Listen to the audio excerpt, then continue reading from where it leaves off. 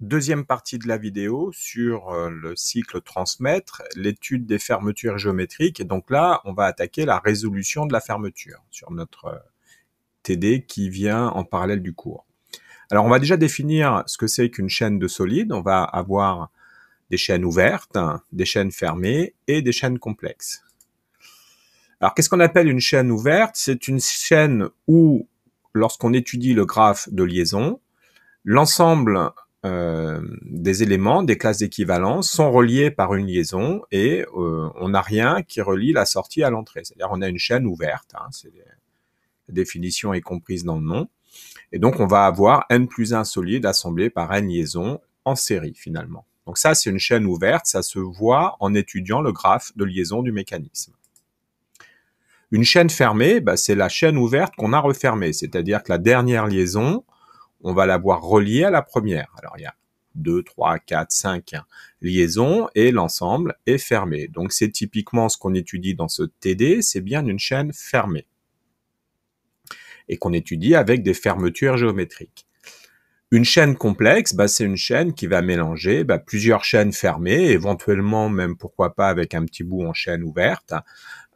Voilà, donc on peut avoir ce genre de système plus complexe à étudier, qui va s'étudier finalement en décomposant soit par plusieurs chaînes fermées, plus une ou plusieurs chaînes ouvertes. Et donc c'est les méthodes qui permettent d'étudier les chaînes fermées et ouvertes qui permettent d'étudier les chaînes complexes. On étudiera les chaînes ouvertes dans le prochain cours, en particulier sur la composition des mouvements. Alors, qu'est-ce qu'on va appeler la loi d'entrée-sortie d'un mécanisme? C'est tout simplement là où les relations mathématiques qui vont exister entre les paramètres de position de la pièce en entrée ou des pièces en entrée et les paramètres de position des pièces de sortie du mécanisme. Un mécanisme, c'est toujours quelque chose avec un mouvement d'entrée et un mouvement de sortie, et ce qu'on recherche, ce sont les relations mathématiques qui vont relier les mouvements ou positions d'entrée aux mouvements ou positions de sortie. Alors, dans le cas des chaînes fermées, on va utiliser la technique de fermeture géométrique. Une fermeture géométrique, c'est une somme vectorielle. Donc, c'est une équation vectorielle, une fermeture géométrique qui va traduire la structure fermée de la boucle, donc intrinsèquement la structure fermée de notre graphe de liaison. Ensuite, une fois qu'on a écrit cette équation vectorielle, on va projeter l'équation sur des axes. Alors, il n'y a pas de règle absolue là-dedans. Et on va obtenir une série d'équations dites scalaires. Alors, si on a une fermeture géométrique dans l'espace, on obtiendra 6 équations. 3 équations, pardon. Si on a une fermeture géométrique dans le plan, on obtiendra 2 équations. Et ensuite, il faudra triturer ces relations pour en extraire la loi d'entrée-sortie. Alors, regardons ici notre portail. Quel est le paramètre d'entrée et quel est le paramètre de sortie? Donc, c'est toujours une petite réflexion à avoir sur un système pour essayer de savoir un petit peu où est-ce qu'on en est. On rentre par où? On ressort par où?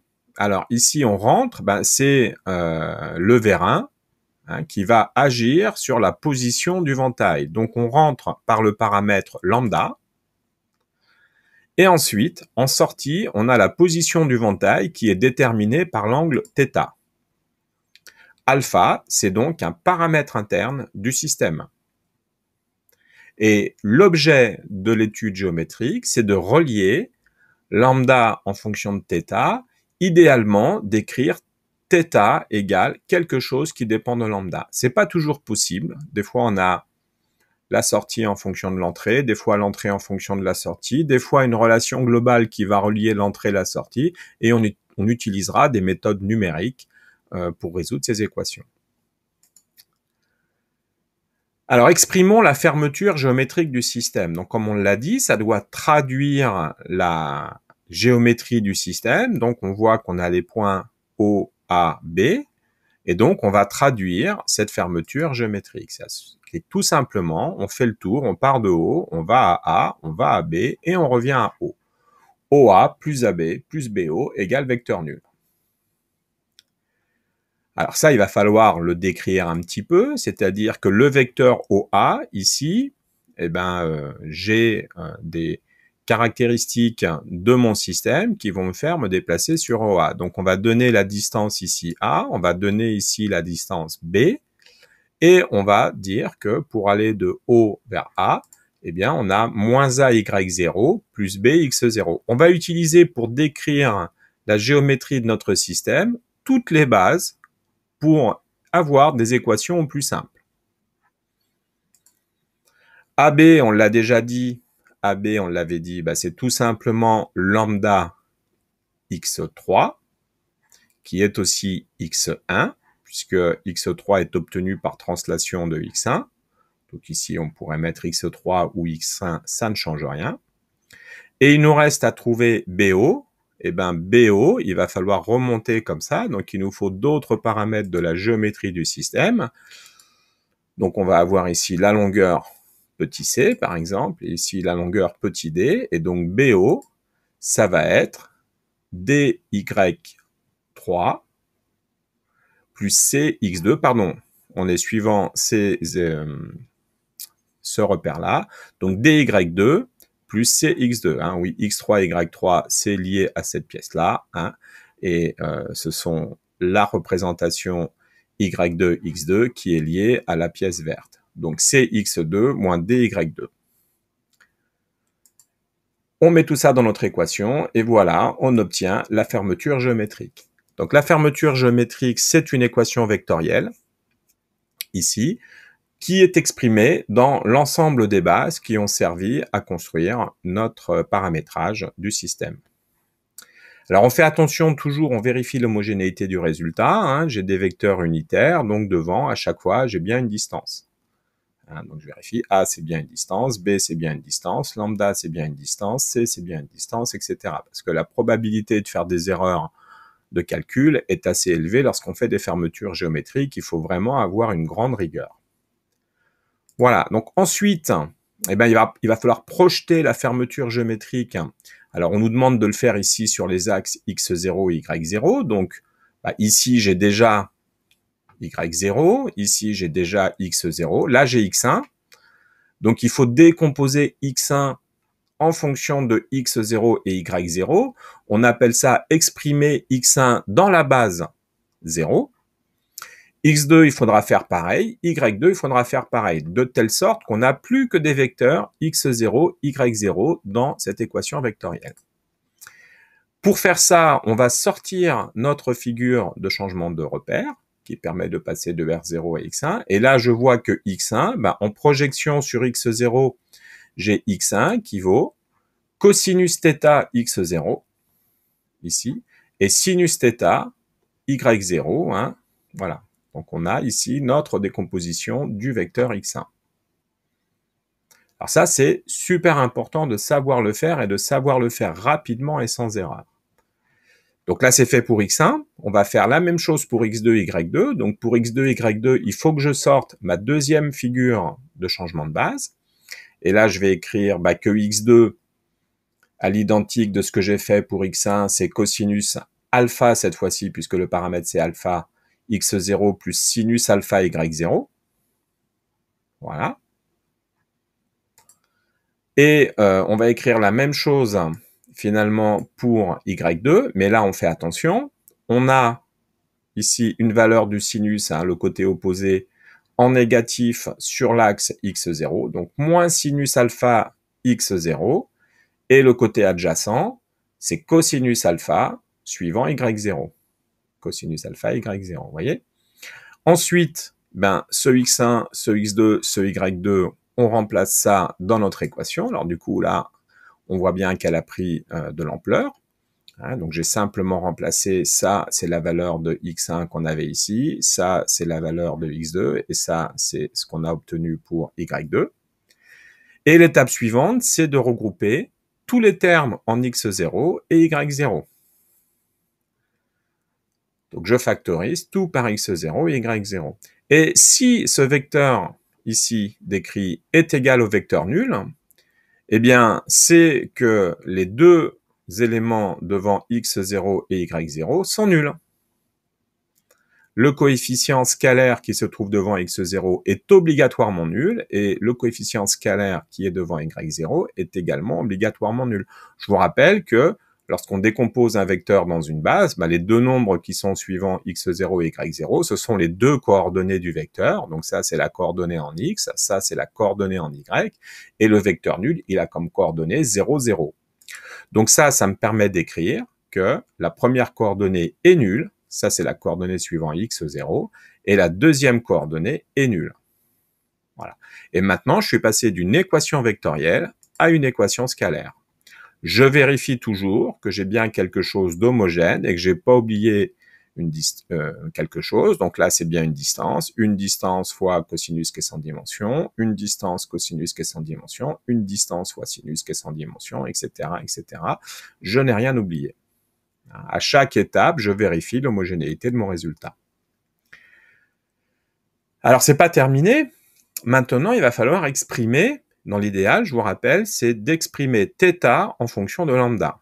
Ça veut dire que je ne veux plus avoir de alpha dans mes équations. Donc, comment est-ce qu'on va retravailler tout ça? Alors, là, c'est des maths, hein. Là, on fait des mathématiques, donc les techniques de résolution, il y en a plein. C'est l'entraînement qui va nous permettre d'aller plus ou moins vite.